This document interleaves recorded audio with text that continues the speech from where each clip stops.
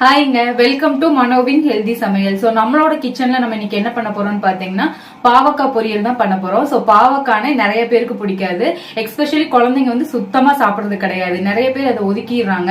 ஆனா அதுல இருக்கிற மருத்துவ குணங்கள் தெரிஞ்சா வந்துட்டு நம்ம பாவக்காய் வந்து வீட்டுல டெய்லியுமே இல்லைன்னா வாரத்துல 3 நாளுமே நம்ம செஞ்சிருவோம். ஸோ குழந்தைங்களும் விரும்பி சாப்பிடுற வகையில கசப்பு கம்மியா எப்படி பண்றது, அது தேவையான பொருள் என்னென்னு பாத்திரலாம் வாங்க. ஸோ பாவக்காய் பொரியலுக்கு தேவையான பொருள் என்னென்னு பார்த்தீங்கன்னா, நான் ஒரு பாவக்காய் வந்து கழுகி கட் பண்ணி வச்சிருக்கேன். அதே மாதிரி பார்த்தீங்கன்னா இன்னைக்கு நம்ம பாவக்காய் கூட பட்டாணி தான் சேர்த்து பண்ண போறோம்.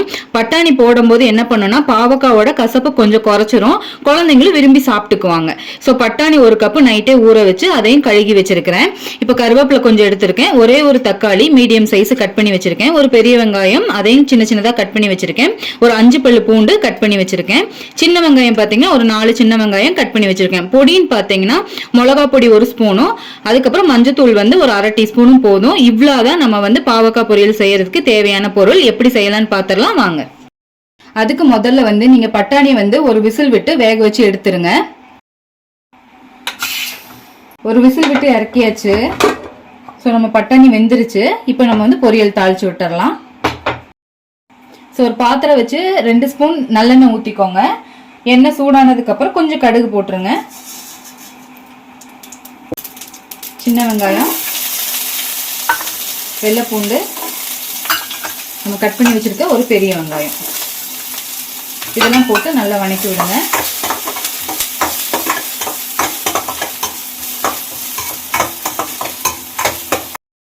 ஸோ கருவேப்பிலை சேர்த்துருங்க கொஞ்சம். இதெல்லாம் நல்ல கண்ணாடி பதம் வர்ற வரைக்கும் நல்லா வணக்கி விடுங்க. ஸோ கண்ணாடி பதம் வந்துருச்சு வெங்காயம். இந்த டைம்ல நீங்க தக்காளி சேர்த்துருங்க.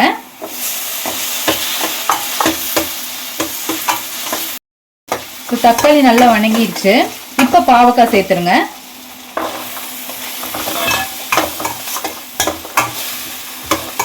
பாவக்காய் சேர்த்துட்டு கொஞ்சம் உப்பு சேர்த்துட்டு நல்லா வணக்கி கொடுங்க. காய் நல்லா வணங்கிடுச்சு.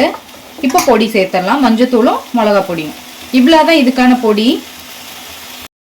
பொடி சேர்த்து நல்லா கிளறி விட்டுருங்க.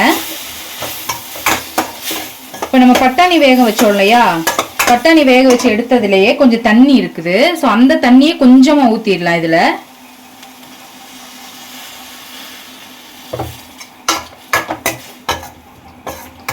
ஊத்தி நல்லா வேக வச்சிருங்க. பாவக்காய் பார்த்தீங்கன்னா நல்லா பாதி வெந்துருச்சு. இந்த டைம்ல வந்து நம்ம பட்டாணி இது கூட சேர்த்துடலாம்.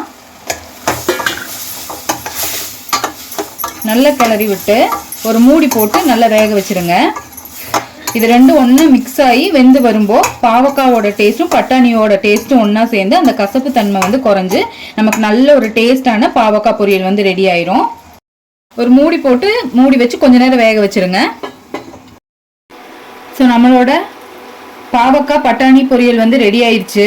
ஸோ இது கூட வந்து நான் கொஞ்சம் தேங்காய் போடுறேன். இது ஆப்ஷனல் தான், உங்களுக்கு வேண்டாம்னா ஸ்கிப் பண்ணிடுங்க. தேங்காய் போடும்போது இன்னும் கொஞ்சம் டேஸ்டா இருக்கும்.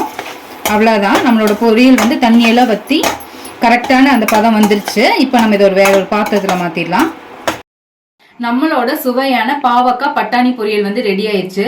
ஸோ இது மாதிரி பண்ணி கொடுக்கும்போது குழந்தைங்களும் நல்லா சாப்பிட்டுக்குவாங்க. பாத்தீங்கன்னா பட்டாணி இருக்க டேஸ்ட் வந்து பாவக்காவில் இருக்க கசப்பை வந்து கொஞ்சம் கம்மி பண்ணிடும். அப்போ குழந்தைங்க சாப்பிடும் போது அது அவ்வளோக்கா தெரியாது கசப்பு தன்மை. குழந்தைங்களும் பாவக்காவும் நல்லா சாப்பிட்ட மாதிரி இருக்கும்.